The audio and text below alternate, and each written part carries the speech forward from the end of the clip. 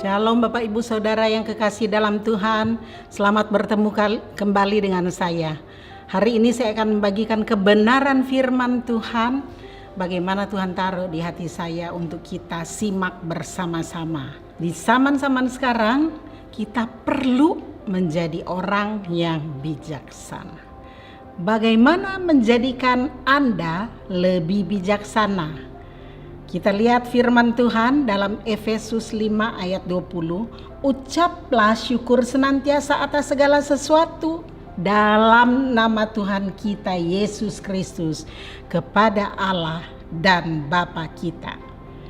Bagaimana menjadikan Anda lebih bijaksana? Yang pertama, mengucap syukur atas segala sesuatu.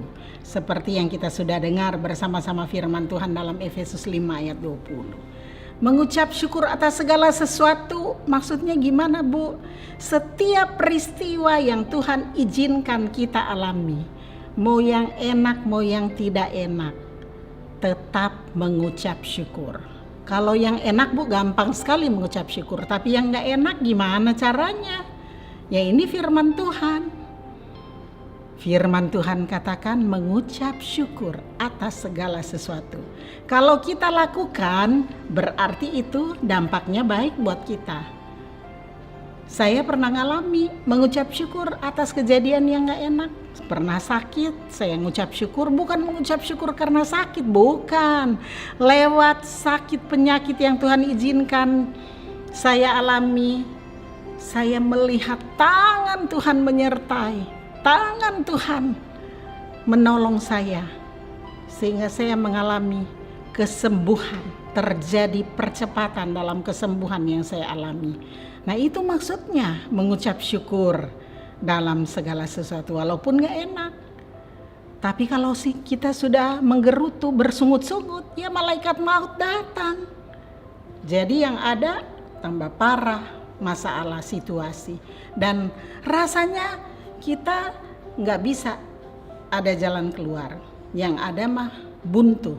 Tapi kalau kita mengucap syukur, belum selesai masalahnya, tapi kita sudah mengucap syukur dan kita percaya pasti Tuhan buka jalan dan selalu ada jalan.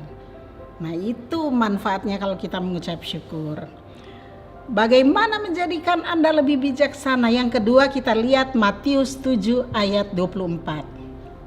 Setiap orang yang mendengar perkataanku ini dan melakukannya, ia sama dengan orang yang bijaksana yang mendirikan rumahnya di atas batu. Yang kedua, mendengar dan melakukan firman Tuhan. Jangan dengar firman Tuhan, tapi keluar lagi. Dengar dan lakukan. Yang kedua ini Tuhan rindu bagi kita orang percaya. Jangan hanya menjadi pendengar saja, tapi marilah kita semua menjadi pelaku firman. Sehingga seperti firman Tuhan dalam Matius 7 ayat 24, sama dengan orang yang bijaksana mendirikan rumah di atas batu. Ketika badai datang, angin, topan melanda, rumah itu tetap kokoh karena didirikan di atas batu. Itulah orang yang bijaksana. Sedangkan kalau yang tidak bijaksana, rumah didirikan di atas pasir, angin datang, rumah itu ke bawah arus, hanyut, tidak tanpa bekas lagi. Itu perbedaannya kalau orang yang bijaksana.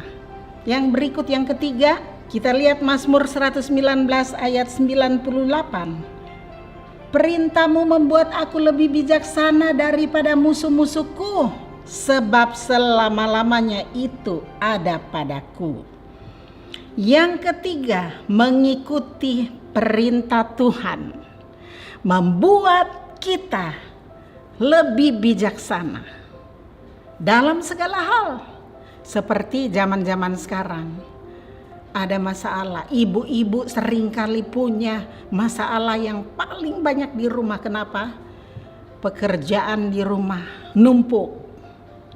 Nyapu, ngepel, masak, nyetrika, belum lagi harus dampingi anak dalam belajar daring yang tadinya gak pernah dilakukan sekarang jadi tugas ibu-ibu dan wajib, mau tidak mau.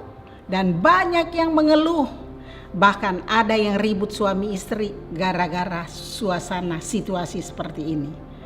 Tapi kalau kita orang percaya, benar-benar mengikuti perintah Tuhan, melakukan kebenaran firman Tuhan, ada masalah kita doakan. Ibu-ibu di rumah berdoa, Tuhan tolong saya, berikan roh yang bijaksana, berikan hikmat bagaimana cara saya mengatasi dalam mendampingi anak belajar daring.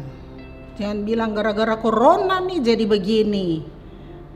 Tidak akan selesai masalahnya. Lebih baik berdoa kepada Tuhan dan ikuti perintah Tuhan, kehendak Tuhan.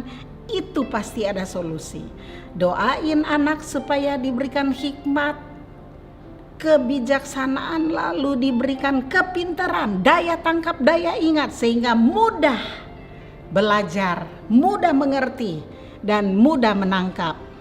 Di memorinya termeterai pelajaran yang dipelajari. Jadi membuat ibu mudah dan bijaksana dalam menghadapi anak. Jangan marah-marah. Kalau marah-marah bikin anak stres. Ibu stres, anak stres. Tapi kalau ibu bijaksana dengan mempraktekkan firman Tuhan, dua-duanya enak, anak enak, ibu juga jadi enak. Demikian juga bapak pulang di rumah. Ketika selesai pekerjaan, dia lihat suasana rumah enak. Ada suasana surga. Itulah yang Tuhan kehendaki. Kita menjadi orang percaya yang bijaksana dalam mengatasi segala masalah yang ada di dunia, di rumah kita masing-masing. Demikianlah firman Tuhan. Tuhan Yesus berkati.